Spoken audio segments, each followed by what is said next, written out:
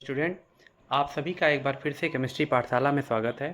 आज हम लोग ऑक्सीकण संख्या के बारे में पढ़ेंगे, जिससे बोर्ड में बहुत सारे प्रश्न भी पूछे गए हैं। तो ऑक्सीकण संख्या अगर आपको समझना है तो आप ये जानिए कि अगर आप कोई यौगिक या आयन लेते हैं, जैसे हमने मान लिया एक यौगिक लिया हमने NaCl। अब इस NaCl में Na का भी एक परमाणु यहाँ लगा हुआ है और Cl का भी एक परमाणु लगा है।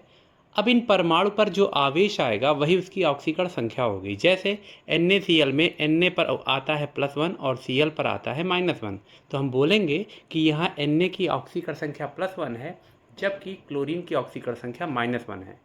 ऑक्सीकरण संख्या यानी ऑक्सीडेशन नंबर में साइन को मेंशन किया जाता है। साइन आपको लगा के ही बोलना है, या तो प्लस या तो माइनस। जैसे मान लेते हैं हमने एक एग्जाम्पल लिया MgCl2 का।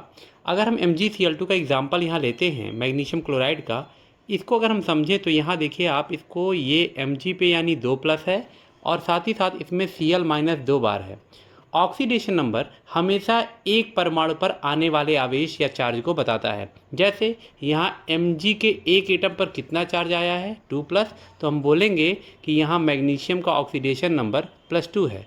लेकिन क्लोरीन के एक एटम पे केवल -1 आया है, तो हम बोलेंगे कि क्लोरीन का ऑक्सीडेशन नंबर क्या है, -1 है। किसी भी मॉलिक्यूल में या आयन में एक एटम पर जो चार्ज आता है वही उसका ऑक्सीडेशन नंबर कहलाता है। तो देखिए यहाँ पे डेफिनेशन में भी इसी चीज़ को बताया गया है कि कोई भी अणु या आयन अगर आप लेते हैं तो उसमें एक परमाणु पर जो आवेश आता है वही उसकी ऑक्सीकरण संख्या कहलाता है।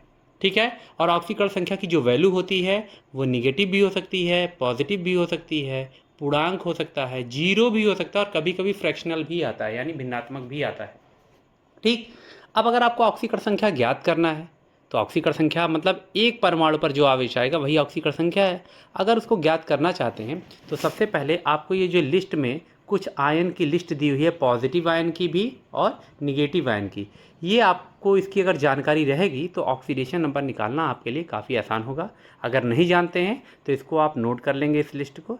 इस लिस्ट से आपको ऑक्सीडेशन नंबर निकालना एकदम आसान लगेगा। ठीक है। यहाँ पे कुछ पॉजिटिव आयन के चार्ज मैंने दिए हैं और कुछ निगेटिव आयन के चार्ज दिए हैं, इनको आप देख लेंगे। और उसके बाद हम ऑक्सीडेशन नंबर कैसे निकालेंगे उसके रूल को फॉलो करते हैं। अगर ऑक्सीडेशन नंबर निकालना है तो उसके कुछ रूल हैं, मैं आपको हर रूल पॉइंट वाइज के हिसाब बताता चला जा रहा हूँ। यहाँ पे पहला रूल ये है कि यदि तत्व मुक्त अवस्था में हो, मुक्त अवस्था का मतलब है जब कोई तत्व अकेला हो, उसके साथ कोई दूसरा तत्व ना हो, तो आप उसकी ऑक्सीडेशन नंबर को हमेशा 0 बोलिएगा। जैसे अगर मैं आपसे पूछ लूँ कि Na का ऑक्सीडेशन नंबर कितना होता है, तो देखिए यहाँ पर Na अकेला है, इसके साथ कोई भी दूसरा एलिमेंट नहीं है, तो हम बोलेंगे इसका ऑक्सीडेशन नंबर 0 है। या मान लेते हैं कि हमने इसकी जगह केवल Cl लिख दिया, केवल Cl है, हम बोलें इसकी ऑक्सीडेशन नंबर बताइए, तो यहाँ पर इसका ऑक्सीडेशन नंबर 0 होगा। यही नहीं, अगर मान लेते ये एटम मॉलिक्यूलर फॉर्म में भी हैं, जैसे हमने कह दिया Cl2, अब बताओ इसका ऑक्सीडेशन नंबर कितना है, तो आप यहाँ पर भी याद रखिएगा इसका ऑक्सीडेशन नंबर 0 ही होगा। क्यों? क्योंकि अगर आप इसके स्ट्रक्चर को देखेंगे तो यहाँ पर क्लोरीन का बॉन्ड क्लोरीन से ही बन रहा है। और ये याद रखिएगा, जब कोई एटम अपने ही एटम से बॉन्ड बनाता है तो उसको हम कभी भी ऑक्सीडेशन नंबर के फॉर्म में काउंट नहीं करते हैं। यानी यहाँ दोनों क्लोरीन ने अपने बीच जो बॉन्ड बनाया है वो अपने बीच बनाने के चलते हम इसको ऑक्सीडेशन नंबर में काउंट नहीं करेंगे। अब मान लेते हैं कि आपसे मैंने पूछा कि O2 का ऑक्सीडेशन नंबर बताइए, तो देखिए यहाँ पर O2 में 2 ऑक्सीजन है लेकिन और कोई एलिमेंट नहीं है, और कोई तो है ही नहीं, तो आप सीधे बोल दीजिएगा इसका ऑक्सीडेशन नंबर क्या है, 0 है। अगर इनके बीच बॉन्ड को देखेंगे तो यहाँ ऑक्सीजन ऑक्सीजन के बीच डबल बॉन्ड बना है, लेकिन मैंने बताया कि जब 2 एटम या कई एटम अपने बीच बॉन्ड बनाते हैं तो अपने बीच बनाए हुए बॉन्ड को हम कभी भी ऑक्सीडेशन नंबर के फॉर्म में नहीं गिनते। बात समझ में आ रही है? अब इसके बाद जैसे क्षार धातुएं हमारे पास हैं, क्षार धातुएं कौन कौन सी होती है, lithium, sodium, potassium, rubidium, caesium और फ्रांसियम। हालांकि फ्रांसियम रेडियोएक्टिव है, ये जल्दी रिएक्शन नहीं करता है, लेकिन बाकी जो आपकी क्षार धातुएं हैं ये रिएक्शन करती हैं। और जब भी ये अपना कोई भी यौगिक बना लेंगी तो उसमें आप उनके ऑक्सीडेशन नंबर को +1 मेंशन करिएगा। ठीक है। इसी तरीके से जो हमारी क्षारीय मृदा धातुएं होती हैं यानी एल्केलाइन अर्थ मेटल्स होते हैं, ये हमारे पास इतने हैं। हालांकि इसमें भी रेडियम जल्दी रिएक्शन नहीं करता क्योंकि वो रेडियोएक्टिव है। बाकी एलिमेंट्स रिएक्शन करके जब भी अपना कोई यौगिक बनाएंगे तो उसमें आप उनका ऑक्सीडेशन नंबर +2 मेंशन कर दीजिएगा। फॉर एग्जांपल अभी मैंने कुछ देर पहले आपको एग्जांपल दिया था MgCl2 का, तो वहाँ पर जब मैंने MgCl2 को ब्रेक किया था तो Mg पे लगाया था डबल प्लस और Cl पर सिंगल माइनस, यही तो किया था। अब Mg के एक एटम पर कितना चार्ज आया है, +2, तो हम बोलेंगे कि Mg का ऑक्सीडेशन नंबर +2 है, और देखिए वही यहाँ रूल में मेंशन किया गया है। अब इसके बाद बात करते हैं हैलोजनों की। हमारे पास जो हैलोजन है फ्लोरीन, क्लोरीन, ब्रोमीन, आयोडीन, एस्टेटीन भी होता है जो कि रेडियो एक्टिव है, वो जल्दी रिएक्शन ही नहीं करेगा। तो इन 4 हैलोजनों को देखिए, ये हैलोजन जब भी अपना कोई यौगिक बनाते हैं तो उन यौगिकों में ऑक्सीकरण संख्या -1 होती है। याद रखिएगा, जब ये यौगिक बनाएंगे तब, जब ये अकेले हैं, जैसे मान लो Cl2 अकेला है, इसके साथ कोई एलिमेंट नहीं है, तो आप इसके ऑक्सीडेशन नंबर को सीधे 0 बोलेंगे, ठीक है। इसके बाद बात करते हैं हाइड्रोजन की। हाइड्रोजन की खास चीज़ ये होती है कि हाइड्रोजन जब कोई यौगिक जनरली बनाता है तो उसमें उसका ऑक्सीडेशन नंबर +1 होता है। जैसे अगर मैं कह दूं HCl है तो सबको मालूम है Cl पे -1 होगा, तो हाइड्रोजन पे कितना आएगा, +1 आएगा। यानी यहाँ हाइड्रोजन का ऑक्सीडेशन नंबर +1 है। लेकिन जब हाइड्रोजन किसी धातु से जुड़ता है और धात्विक हाइड्राइड बनाता है, जैसे मैं कह दूं कि यहाँ NaH को देखिए, अब NaH में अगर आप NaH को लिखेंगे NaH, तो आपको मालूम है Na का ऑक्सीडेशन नंबर होता है +1, तो यहाँ पे हाइड्रोजन पे कितना आएगा, -1, यानी यहाँ हाइड्रोजन का ऑक्सीडेशन नंबर -1 होगा। तो देखिए रूल है कि आमतौर पर हाइड्रोजन अपने यौगिकों में +1 दर्शाता है, लेकिन जब ये किसी धातु से जुड़ा होगा तो आप हाइड्रोजन की ऑक्सीडेशन नंबर को -1 में मेंशन कर देंगे।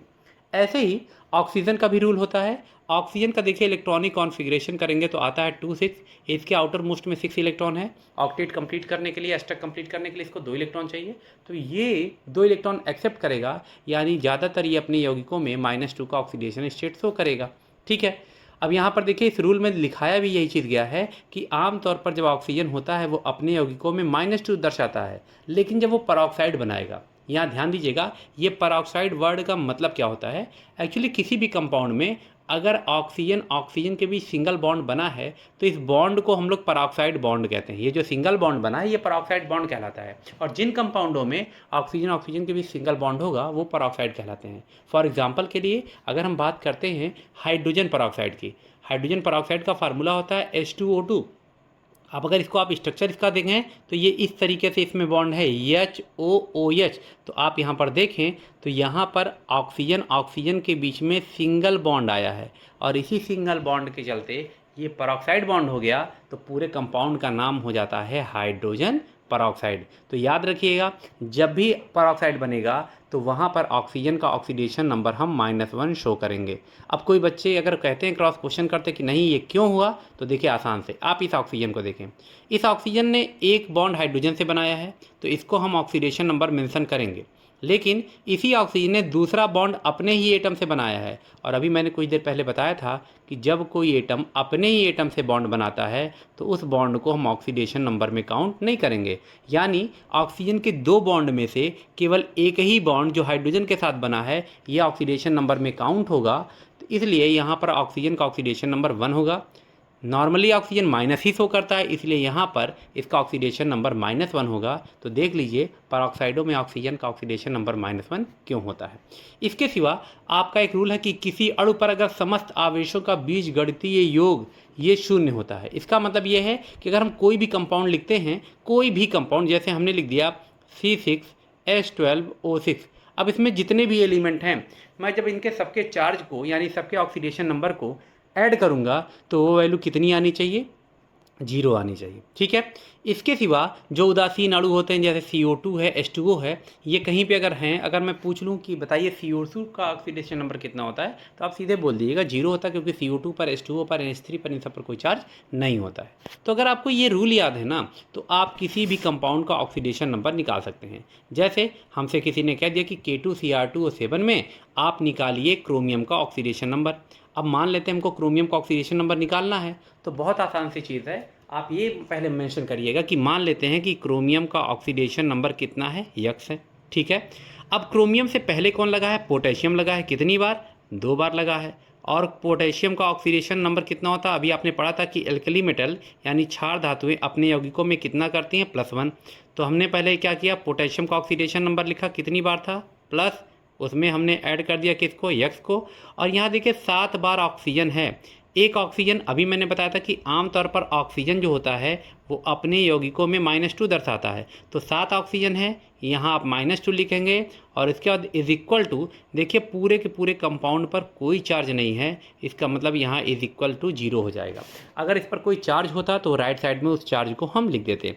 अब यहाँ पर अगर आप इसको सॉल्व करेंगे तो देखिए यहाँ पे 2 × 1 ये हो जाएगा कितना, 2 प्लस ये हो जाएगा x, और 7 में -2 का मल्टीप्लाई करेंगे तो ये हो जाएगा -14 इज इक्वल टू 0। आप इसको और सॉल्व करेंगे तो ये आएगा 2x - 12 is equal to 0। 2x is equal to कितना आएगा, ये आएगा +12, तो x इज इक्वल टू कितना आ जाएगा, ये आएगा +6। इसका मतलब K2Cr2O7 में क्रोमियम का ऑक्सीडेशन नंबर कितना है, +6 है।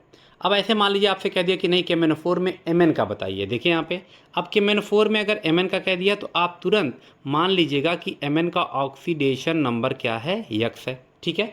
अब आप देखिए इस पूरे KMnO4 पे कोई चार्ज नहीं है, यानी आप सबसे पहले इज इक्वल टू 0 लिखेंगे। फिर आपको पहला एलिमेंट कौन मिला है, पोटेशियम, तो आपको मालूम है पोटेशियम का ऑक्सीडेशन नंबर कितना होता है, +1, ठीक है। Mn का आपने x माना है, इसको x मान लेंगे, और 4 ऑक्सीजन है, एक ऑक्सीजन पे -2 होता है तो यहाँ पे 4 × -2 करेंगे क्योंकि 4 ऑक्सीजन है।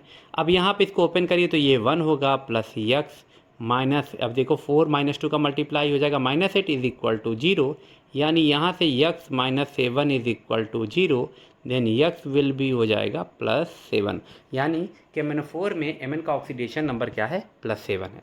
अगला कंपाउंड हमारा दिया N3H। N3H को अगर आप जानते होंगे तो इसको हाइड्रोजोइक एसिड बोलते हैं, नहीं जानते हैं तो अब जानिएगा इसको। N3H जो है इसमें मान लेते हैं कि मैंने आपसे कह दिया कि आप नाइट्रोजन का ऑक्सीडेशन नंबर निकालें, तो आप पहला काम आप देखिए नाइट्रोजन का ऑक्सीडेशन नंबर आप तुरंत मान लीजिएगा कि नाइट्रोजन का ऑक्सीडेशन नंबर x है। अब N3H पे कोई चार्ज नहीं है तो आप चुपचाप यहाँ पे इज इक्वल टू 0 लिख दें। अब यहाँ पे देखिए नाइट्रोजन 3 बार है तो आप लिखेंगे 3, और एक नाइट्रोजन का जो ऑक्सीडेशन नंबर होता है वो आपने x माना है, प्लस हाइड्रोजन जनरली अपने कंपाउंड में +1 का ऑक्सीडेशन नंबर शो करता है, रूल में बताया आपको। अब आप इसको सॉल्व करें तो देखिए ये हो जाएगा 3x + 1 इज इक्वल टू 0, तो इसका मतलब हो जाएगा 3x is equal to -1 and then x is equal to हो जाएगा -1/3। इसका मतलब यहाँ पे नाइट्रोजन का ऑक्सीडेशन नंबर -1/3 आया है, तो देखिए यहाँ पे ऑक्सीडेशन नंबर आपका जो है वो फ्रैक्शन के फॉर्म में आया है, ठीक है। अगला दिया है ग्लूकोज में, मान लेते हैं आपसे कह दिया कि ग्लूकोज में कार्बन का ऑक्सीडेशन नंबर निकालिए, तो सबसे पहला काम आप कार्बन का ऑक्सीडेशन नंबर x मानेंगे, जिसका ऑक्सीडेशन नंबर निकालना है तुरंत x मानिए। पूरे कंपाउंड पे हमको कोई चार्ज नहीं दिखाई दे रहा है, यानी इज इक्वल टू 0 होगा। कार्बन 6 बार है तो लिखेंगे 6, और कार्बन का मैंने ऑक्सीडेशन नंबर x माना है। फिर 12 हाइड्रोजन है तो 12 लिखे, हाइड्रोजन पे कितना चार्ज होता है, +1 होता है, और 6 ऑक्सीजन है तो लिखेंगे +6, और ऑक्सीजन का नॉर्मली क्या होता है, -2 होता है। अब इसको सॉल्व करेंगे तो 6 × x is equal to 6x, और यहाँ पे हो जाएगा 12 का 1 में मल्टीप्लाई करेंगे तो 12, और यहाँ 6 में -2 का मल्टीप्लाई करेंगे, सॉरी यहाँ पे 6 में -2 का मल्टीप्लाई करेंगे तो ये आ जाएगा -12 इज इक्वल टू हो जाएगा 0। अब देखिए +12 -12 कैंसिल हो जाएंगे तो यहाँ से 6x इज इक्वल टू 0 आएगा, तो x इज इक्वल टू 0, यानी यहाँ कार्बन का ऑक्सीडेशन नंबर 0 है। तो यहाँ पे ऑक्सीडेशन नंबर की वैल्यू 0 भी आती है, फ्रैक्शनल भी आता है, ये आपको पहले ही बताया गया है। अब इसके बाद यहाँ पर हम बात करते हैं CO3 मान लेते हैं मैंने आपको एक आयन दे दिया और पूछ लिया कि बताइए CO3 में कार्बन का ऑक्सीडेशन नंबर क्या है, तो आप सीधे आप कार्बन का ऑक्सीडेशन नंबर क्या मानेंगे, x। अब इसको सॉल्व कैसे करेंगे, देखिए पूरे के पूरे CO3 पे डबल माइनस है, यानी यहाँ पे हम लिखेंगे इज इक्वल टू -2, जितना चार्ज है वो इक्वल के उधर लिख दीजिए। अब पहला आइटम कौन मिला है आपको, कार्बन मिला है, तो कार्बन का हमने x माना है। कितने ऑक्सीजन मिले हैं, देखिए यहाँ पे ऑक्सीजन 3 हैं, तो आप यहाँ पर लिखेंगे 3, और ऑक्सीजन का कितना होता है -2। इसको ओपन कर लीजिए तो हो जाएगा x - 6 is equal to -2, x is equal to -2 + 6 is equal to कितना हो जाएगा +4। इसका मतलब CO3 यानी कार्बोनेट आयन में कार्बन का ऑक्सीडेशन नंबर +4 होता है। अगला NH4+ दिया है अमोनियम आयन, और मान लेते हैं इसमें नाइट्रोजन का ऑक्सीडेशन नंबर पूछा है, तो आप तुरंत इसको x मानिए। पूरे एटम पे कोई चार्ज है या नहीं है वो मेंशन कीजिए, तो यहाँ हमको +1 दिखाई दे रहा है, तो इज इक्वल टू हम यहाँ क्या लिखेंगे +1। नाइट्रोजन है एटम, तो नाइट्रोजन का x मानिए। 4 हाइड्रोजन है तो 4, और हाइड्रोजन पे जनरली क्या होता है, +1 होता है। अब इसको सॉल्व करेंगे तो x, ठीक है, x +4 इज इक्वल टू +1, तो x इज इक्वल टू कितना हो जाएगा, ये +1 है, 4 उधर जाके माइनस हो जाएगा, तो यानी आएगा यहाँ पर -3 और ये हमारा आंसर हो जाएगा। ठीक है, अगला दिया है HSO4 माइनस में सल्फ़र का ऑक्सीडेशन नंबर मान लेते हैं हमको निकालना हुआ, तो कैसे निकालेंगे? देखिए सबसे पहले हम सल्फ़र का ऑक्सीडेशन नंबर कितना मानेंगे? X। अब आप देखिए पूरे HSO4 पे एक माइनस है, तो हम यहाँ पर लिख देंगे क्या? हम यहाँ पर लिखेंगे -1 इज इक्वल टू -1। अब पहला आइटम हमको कौन मिला? हाइड्रोजन। तो नॉर्मली हाइड्रोजन पे कितना होता है? +1 होता है। ठीक है, सल्फ़र का आपने X माना है और 4 ऑक्सीजन है तो 4 और एक ऑक्सीजन का ऑक्सीडेशन नंबर -2 होता है। इसको ओपन करें तो ये आएगा +1 और यहाँ पे X है -8 इज इक्वल टू -1 होगा। अब देखिए यहाँ पे ये -8 में से +1 चला जाएगा तो हो जाएगा X -7 is equal to -1, then X is equal to -1 और ये -7 उधर जाके +7 हो जाएगा, तो हमारा आंसर आएगा +6। इसका मतलब यहाँ सल्फ़र का ऑक्सीडेशन नंबर +6 है। अब इसके बाद कुछ और भी कंपाउंड आते हैं, जैसे कोऑर्डिनेशन कंपाउंड आपको दे दिया। अब इस कंपाउंड में मान लेते हैं आपसे कह दिया कि Fe का ऑक्सीडेशन नंबर निकालना है, तो आप तुरंत इसको क्या मानिएगा? X मानिएगा। अब देखिए पूरे कंपाउंड पे कोई चार्ज नहीं है, देन इट विल बी 0। ठीक, पहला एलिमेंट कौन मिला है? पोटेशियम 4 बार मिला तो 4 और पोटेशियम का ऑक्सीडेशन नंबर कितना होता है? +1 प्लस दूसरा Fe है, Fe का हमने कितना माना है? X माना है और 6 साइनाइड हैं तो 6। Cn पे कितना चार्ज होता है? ऊपर जो मैंने लिस्ट दी थी केटायन और एनायन की यानी धनायन ऋणायन की, उस लिस्ट को अगर आप जाके देखेंगे तो Cn पर -1 होता है। अब आप इसको कैलकुलेट करिए तो 4 × 1 कितना हो जाएगा? 4 प्लस X है और -6 इज इक्वल टू 0। इसका मतलब X -2 is equal to 0, then X is equal to +2। इसका मतलब K4FeCN का होल 6 में Fe का ऑक्सीडेशन नंबर कितना आया? +2 आ गया और ये हमारा आंसर हो गया। अगला कंपाउंड आपको दिया है CrNH3 का होल 6SO4 और मान लेते हैं कि यहाँ पे आपसे पूछ लिया कि क्रोमियम का ऑक्सीडेशन नंबर क्या होगा, तो आप तुरंत इसको X मानेंगे। पूरे पर कोई चार्ज नहीं है, देन इज इक्वल टू 0 लिखेगा। अब पहले हमको क्रोमियम एटम मिला है तो इसका ऑक्सीडेशन नंबर X है। अब यहाँ देखिए NH3 को ब्रैकेट में लिखा है, इसका मतलब आप नाइट्रोजन हाइड्रोजन को अलग अलग नहीं करेंगे, पूरे NH3 को ही मानेंगे। तो NH3 एक न्यूट्रल मॉलिक्यूल होता है, इसका 0 होता है और 6 बार है, तो यहाँ लिखेंगे 6 × 0 क्योंकि अमोनिया पे कोई चार्ज नहीं है। आगे आपको SO4 मिला है, SO4 सल्फेट आयन है जिस पर -2 होता है। इसको ओपन करिए तो देखिए X 6 × 0 मतलब 0 हो जाएगा, ये -2 इज इक्वल टू 0, तो इसका मतलब X इज इक्वल टू क्या आ जाएगा? +2 आ जाएगा। इसका मतलब यहाँ पर क्रोमियम का ऑक्सीडेशन नंबर +2 है। अब बात करते हैं कुछ स्पेशल कंपाउंड की, ऐसे कंपाउंड का जिनका ऑक्सीडेशन नंबर अगर आप फार्मूले से निकालेंगे तो आपकी वैल्यू कभी भी सही नहीं आएगी। फॉर एग्जांपल ये पहला कंपाउंड मैं आपको दे रहा हूँ, ब्लू परक्रोमेट।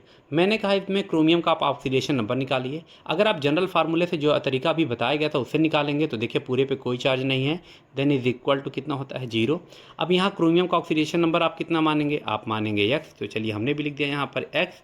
और 5 बार ऑक्सीजन है तो 5, ऑक्सीजन का -2 जनरली होता है। इसको सॉल्व करेंगे तो X -10 is equal to 0, then X is equal to आएगा +10, जो कि पॉसिबल नहीं है। क्रोमियम का ऑक्सीडेशन नंबर कभी भी +10 नहीं जा सकता है।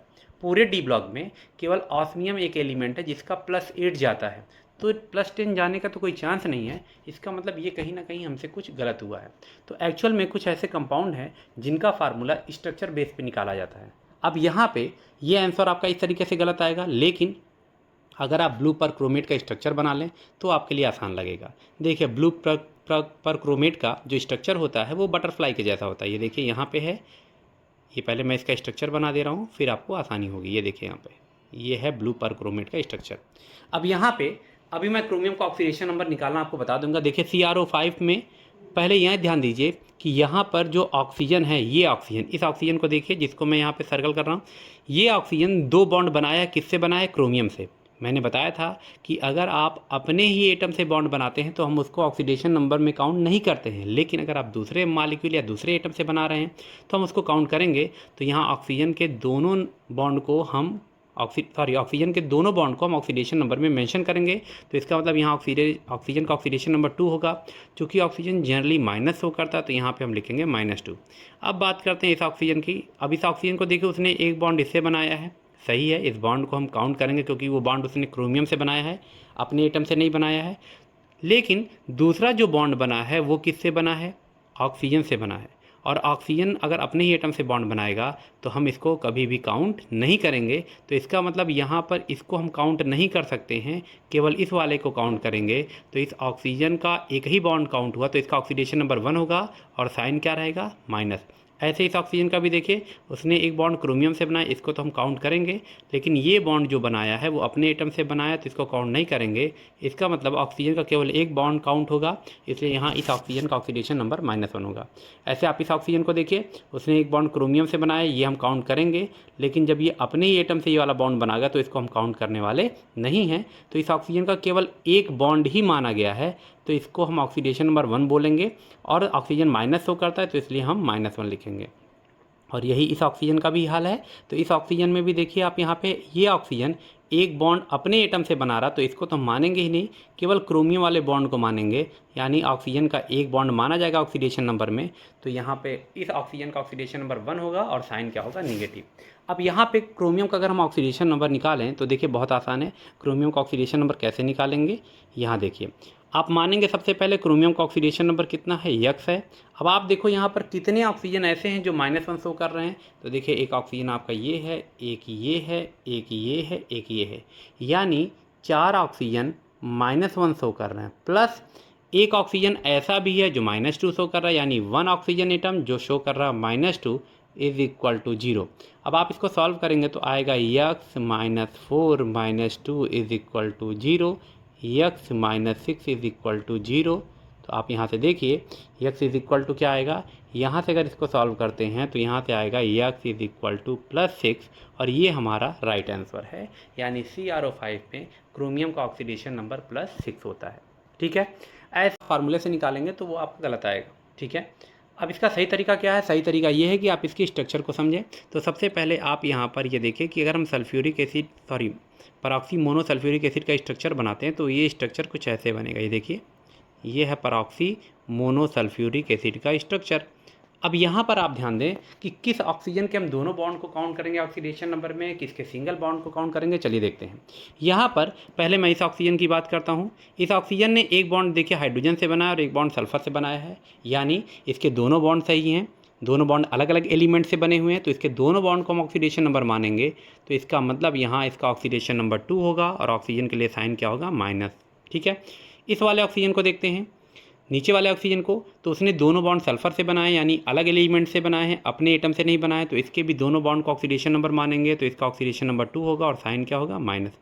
ऊपर वाले ऑक्सीजन को देखिए, उसने भी दोनों बॉन्ड सल्फर से ही बनाए हैं, यानी अपने एटम से नहीं बनाए हैं, तो इसके दोनों बॉन्ड को हम ऑक्सीडेशन नंबर मानेंगे और साइन क्या होगा, माइनस। इस ऑक्सीजन को अगर देखें तो इसने एक बॉन्ड सल्फर से बनाया है, तो इसके इस बॉन्ड को हम ऑक्सीडेशन नंबर में मेंशन करेंगे, लेकिन दूसरा बॉन्ड इसने ऑक्सीजन से यानी अपने ही एटम से बना लिया है, तो हम इसको ऑक्सीडेशन नंबर में काउंट नहीं करेंगे। यानी इस ऑक्सीजन का केवल एक बॉन्ड काउंट होगा, और अगर इस ऑक्सीजन का एक बॉन्ड ही काउंट होगा तो इसका ऑक्सीडेशन नंबर -1 होगा। ऐसे अगले ऑक्सीजन का देखिए, उसने एक बॉन्ड हाइड्रोजन से बनाया है, इसको हम काउंट करेंगे ऑक्सीडेशन नंबर में, लेकिन दूसरा बॉन्ड तो इसने अपने ही एटम से बनाया, इसको हम नहीं काउंट करेंगे। इसका मतलब इसके एक ही बॉन्ड को काउंट किया जाएगा। तो यहाँ पर इस ऑक्सीजन का भी ऑक्सीडेशन नंबर -1 होगा। अब परऑक्सी मोनोसल्फ्यूरिक एसिड में अगर हमको मान लेते हैं सल्फ़र का ऑक्सीडेशन नंबर निकालना है तो कैसे निकलेगा। सबसे पहले मान लेंगे कि सल्फ़र का जो ऑक्सीडेशन नंबर है वो x है। अब यहाँ देखिए पूरे कंपाउंड पर कोई चार्ज नहीं है, देन इज इक्वल टू 0 हो जाएगा। 2 हाइड्रोजन है तो यहाँ लिखेंगे 2, और हाइड्रोजन का ऑक्सीडेशन नंबर होता है +1। इसके बाद सल्फ़र आया, सल्फ़र का आपने x माना है। अब देखिए यहाँ 5 ऑक्सीजन में से 3 ऑक्सीजन ऐसे हैं जो -2 शो कर रहे हैं। ये देखिए एक ऑक्सीजन ये है, एक ऑक्सीजन ये है और एक ऑक्सीजन ये है। तो यानी इन 5 ऑक्सीजन में से 3 ऑक्सीजन में हम -2 के मल्टीप्लाई करेंगे, और बाकी जो 2 ऑक्सीजन बच रहे हैं ये और ये वाले, इन 2 ऑक्सीजन का ऑक्सीडेशन नंबर -1 है, तो बाकी 2 ऑक्सीजन के लिए हम -1 शो करेंगे। अब इसको सॉल्व करेंगे तो 2 + x -6, और ये हो जाएगा -2 इज इक्वल टू 0। ये देखिए यहाँ पे ये 2 कैंसिल हो जाएंगे, ये -2 + 2 कैंसिल हो जाएंगे। इसके बाद अगर आप यहाँ देखिए तो हो जाएगा x -6 इज इक्वल टू 0, यानी x इज इक्वल टू कितना आएगा, +6 आएगा, और ये हमारा आंसर हो जाएगा। अगला है परऑक्सी डाइसल्फ्यूरिक एसिड में सल्फर का ऑक्सीडेशन नंबर हम कैसे निकालेंगे, ये भी है। अगर आप इसको भी फार्मूले से निकालेंगे तो आपका आंसर गलत आएगा। अब आप इसके लिए पहले परऑक्सी डाइसल्फ्यूरिक एसिड, जिसको मार्शल अम्ल कहते हैं, इसमें अगर आपको सल्फर के ऑक्सीडेशन नंबर को निकालना है तो सबसे पहले हम इसके स्ट्रक्चर को समझते हैं। तो देखिए, अब यहाँ पर इसका स्ट्रक्चर है ये सल्फर डबल बॉन्ड ऑक्सीजन यहाँ, ठीक है। यहाँ सल्फर डबल बॉन्ड ऑक्सीजन है, फिर ऑक्सीजन, फिर ऑक्सीजन, फिर यहाँ सल्फ़र के साथ डबल बॉन्डेड ऑक्सीजन, फिर यहाँ सल्फ़र के साथ डबल बॉन्डेड ऑक्सीजन है, और यहाँ पर फिर है O और O के साथ है H। अब यहाँ पर ये परऑक्सी डाइसल्फ्यूरिक एसिड का स्ट्रक्चर हो गया है। इस स्ट्रक्चर में पहले ये देख लेते हैं कि कौन से ऑक्सीजन पे कितना चार्ज आएगा। इस ऑक्सीजन को देखिए, इस ऑक्सीजन का एक बॉन्ड हाइड्रोजन से बना है, एक बॉन्ड सल्फर से बना, यानी दोनों अलग अलग एलिमेंट से बना है। तो इसके दोनों बॉन्ड को ऑक्सीडेशन नंबर में काउंट करेंगे और साइन लगेगा -2। इस वाले ऑक्सीजन को देखिए, इसने दोनों बॉन्ड सल्फर से बनाए हैं, दोनों बॉन्ड को माना जाएगा, तो यानी यहाँ पर 2 होगा और ये माइनस के साइन होगा। ऊपर वाले ऑक्सीजन को देखिए, तो यहाँ पर ऊपर वाला ऑक्सीजन भी दोनों बॉन्ड सल्फर से बनाया है, अपने एटम से नहीं बनाया, तो इसके दोनों बॉन्ड का ऑक्सीडेशन नंबर मानेंगे और साइन ऑक्सीजन के लिए क्या लगाएंगे, -2। इस ऑक्सीजन को अगर आप देखें तो उसने एक बॉन्ड सल्फर से बनाया है, तो इसको तो हम ऑक्सीडेशन नंबर में काउंट करेंगे, लेकिन दूसरा बॉन्ड उसने ऑक्सीजन से बना दिया है, इसको हम काउंट नहीं करेंगे, तो इसके एक ही बॉन्ड को काउंट किया जाएगा। तो इसका मतलब इस ऑक्सीजन का जो ऑक्सीडेशन नंबर होगा वो -1 होगा। इसी तरह इस ऑक्सीजन का भी देखेंगे, उसने एक बॉन्ड सल्फर से बनाया, तो इसको तो हम काउंट करेंगे, लेकिन दूसरे बॉन्ड को उसने ऑक्सीजन से ही बना दिया, तो इसको काउंट नहीं करेंगे। तो इसका भी जो ऑक्सीडेशन नंबर आएगा वो केवल एक बॉन्ड को वैल्यू देने के नाते -1 आएगा। अब यहाँ पर इस ऑक्सीजन को देखेंगे, ये ऑक्सीजन ने दोनों बॉन्ड सल्फर से बनाए हैं, तो इसके दोनों बॉन्ड को वैल्यू देंगे तो ये -2 होगा। ऊपर वाले ऑक्सीजन को देखेंगे तो उसने भी दोनों बॉन्ड सल्फर से बनाए हैं, तो इसका भी ऑक्सीडेशन नंबर -2 होगा। इस ऑक्सीजन ने एक बॉन्ड सल्फर से बनाया, एक बॉन्ड हाइड्रोजन से बनाया है, अपने एटम से बॉन्ड नहीं बनाया है, तो इसके भी दोनों बॉन्ड को हम वैल्यू देंगे और इसका ऑक्सीडेशन नंबर -2 होगा। तो कुल मिला के अगर आप ध्यान दीजिए तो H2S2O8 में 6 ऑक्सीजन -2 शो कर रहे हैं, और ये जो 2 ऑक्सीजन हैं ये -1 को शो कर रहे हैं। अब यहाँ पे अगर हमको ऑक्सीडेशन नंबर निकालना है तो हम मान लेंगे कि माना जो सल्फ़र है उसका ऑक्सीडेशन नंबर X है। अब पूरे कंपाउंड पे देखिए कोई चार्ज नहीं है, तो इज़ इक्वल टू क्या लिखेंगे, हम 0 लिखेंगे। शुरू में फार्मूले में हमको 2 हाइड्रोजन दिखाई दिया तो लिखेंगे 2, हाइड्रोजन का ऑक्सीडेशन नंबर होता है +1, सल्फ़र 2 बार मिला तो लिखेंगे 2, और सल्फ़र का ऑक्सीडेशन नंबर X होता है। फिर 8 ऑक्सीजन हैं, लेकिन उसमें से 6 ऑक्सीजन जो है वो -2 शो कर रहे हैं, और 2 ऑक्सीजन क्या शो कर रहे हैं, -1 इज़ इक्वल टू 0। आप इसको सॉल्व करेंगे तो 2 + 2x -12 और फिर -2 इज़ इक्वल टू 0। अब देखिए -2 + 2 ये कैंसिल हो जाएगा, तो इसका मतलब आ जाएगा 2x - 12 इज़ इक्वल टू 0, जिसको अगर आप सॉल्व करते हैं तो यहाँ से आ जाएगा 2x इज़ इक्वल टू +12, और अगर 2x इज़ इक्वल टू +12 आ गया तो x इज़ इक्वल टू कितना आ जाएगा, +6, और ये हमारा आंसर हो जाएगा। तो इस तरीके से हम किसी भी कंपाउंड में एलिमेंट का ऑक्सीडेशन नंबर निकाल लेंगे, और इस तरीके से हम बोर्ड के क्वेश्चन को भी सॉल्व करेंगे। उम्मीद करते हैं आज का ये वीडियो आपको काफ़ी पसंद आया।